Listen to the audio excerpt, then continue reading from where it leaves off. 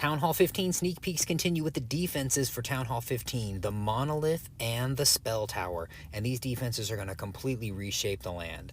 The Monolith, you can see there, is actually constructed and upgraded with Dark Elixir, and it is an absolute menace to high hit point troops.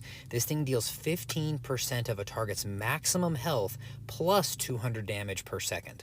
Here we're going to show you an Archer Queen with 5 healers taking on the Monolith, and you can see how much damage it's dealing her every single shot. Unchecked, this thing is going to shred heroes and high hit point troops in no time. Now you can see here the Archer Queen's ability triggers, but because it only hits one target at a time, all of those archers are going to give her enough air cover to actually power through and take down the Monolith. Now, how does this thing hold up against a raged queen with 5 healers on her?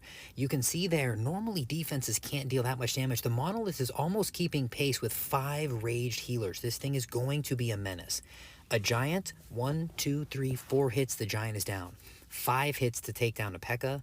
2 hits for a Hog Rider, 2 hits for a Bowler, 4 hits for a Valkyrie. Here it comes against a Dragon Rider. 1, 2, 3, 4, 5, and the Dragon Rider's down. Same thing against an Electro Dragon. This thing is an absolute menace. Now, the other defensive unit we're going to look at is the Spell Tower. It's not going to damage your troops directly. It starts at level 1, only being able to use the Rage spell, which for 18 seconds will double the damage dealt by the defenses inside. Here we set up a layout where the Barbarian King tries to power through, but with no air cover, can't. We put 2 golems in front of him, and between him, the Yak, and the golems, they actually manage to take down quite a few of these defenses.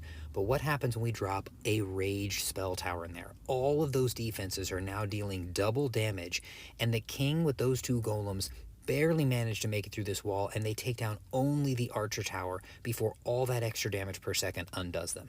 When you upgrade the Spell Tower to level 2, you can set it to a Poison Bomb setting, which will throw a poison spell at your troops. Now here's an example of a blimp full of balloons with a rage spell taking down the Town Hall and then proceeding to run away from there and take out a whole bunch of other defenses in the vicinity. But when a Poison Spell Bomb is in the same neighborhood, it's not able to stop the balloons from taking out the Town Hall, but because the Poison Spell reduces their speed, they get caught in the Giga Blast and they don't manage to get very far.